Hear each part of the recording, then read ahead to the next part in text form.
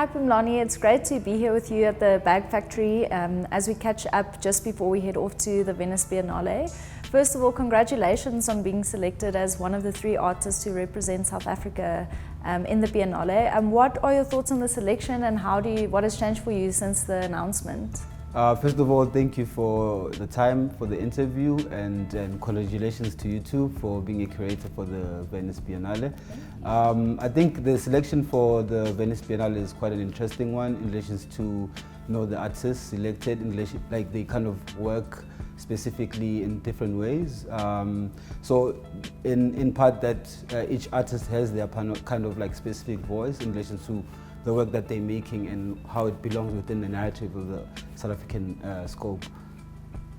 So the South African Pavilion, our theme is Into the Light. How do you feel your work relates to that and also the overall theme of the Biennale, which is the Milk of Dreams? I think Into the Light theme is quite an interesting one in relation to the time that you're living in, of course coming out or being within the pandemic. Yes, somehow I think of a light in like different ways, not necessarily like to kind of address the most kind of common ways of thinking about the light, but also it also like coming into the light, also being aware or having a sense of awareness in relation to certain challenges that being in out of the light really means. So in relation also thinking around the Milk of Dreams, in a sense, of course, it's an interesting one as a kind of remark in relation to prospects of identity, the prospects of like kind of a serial kind of landscape or narrative that you kind of exist in. So it kind of works in both ways in thinking about the context of South Africa and where we are at the moment in the light within the pandemic. Of course there is challenges that are already here. We're facing load shedding, for example, being quite a problem or pertinent like issue within this context. So I think somehow they speak well together. Mm-hmm. And the pandemic, for our presentation, really used it as a springboard to develop the exhibition.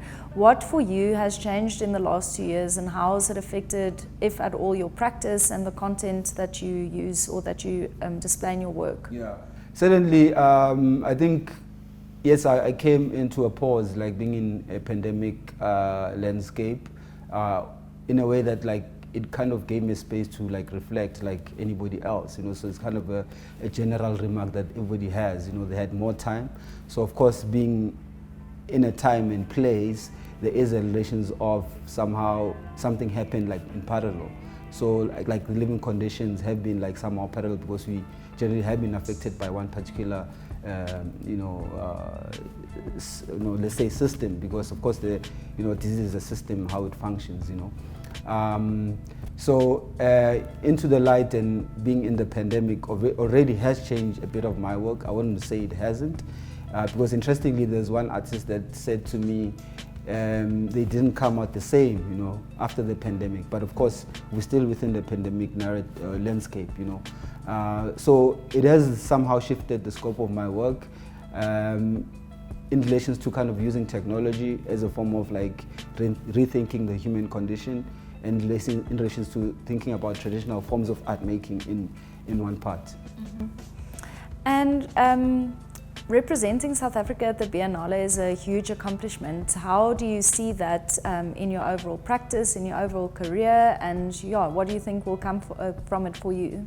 I think it's a very important milestone for each one's career, for all the artists. I mean, generally. So somehow it seems like you just tick the box, and of course it somehow addresses one particular important factor of being a voice, maybe not necessarily to a majority of the artists or the narrative, but in a way that it kind of has a certain context in relation to maybe the scope that the artists address or the issues that the artist like deals with. So it opened already like a lot of prospects, and I'm quite like happy that this is happening at this moment. And what do you hope visitors will take away from the exhibition, your presentation in particular? Yeah, I hope different audiences would take more space of like reflection, because I think this is what we generally need at the moment, to reflect about, the crypto narrative, currencies and world building that we're kind of facing at the moment, and somehow reflect around how we kind of, belong as a more human species that kind of like occurs in parallel. So in terms of like time and place, doesn't really matter where in Europe, Africa, So of course there's the global South question that it also happens in this context. But I am hoping the audiences will take more spaces of reflection in relations to like thinking about the world and like thinking about the prospects of what's going on mainly in South Africa in relations to imagining different worlds that are more kind of safe, worlds that addresses human dignity, worlds that addresses an anthropocenic human condition that like looks at the human being as not necessarily like a main factor, but there is others kind of or other things that exist, like the pandemic itself, so that it's more kind of nuanced, but at the same time it's more like practical and realistic, and we deal with in a way that somehow makes sense, and equitable for humans. And how it all connects us with each other as well. So, and then besides for the Biennale, what else do you have coming up for your projects? I'm sure you must be very busy, but tell us more about that. Yeah, of course it is quite an exciting year this year. I have an exhibition happening later in the year, a solo exhibition in Israel. I've just recently came back from Cape Town. I participated in the ICA, Institute for Creative Arts with the UCT. So it was also quite interesting to kind of show work that I haven't really showed for a longer period of time, and also kind of engage with like different partners and audiences and curators who were involved in the festival. And also I'm part of a collective called Preempt Group. So we kind of do films and research-based projects.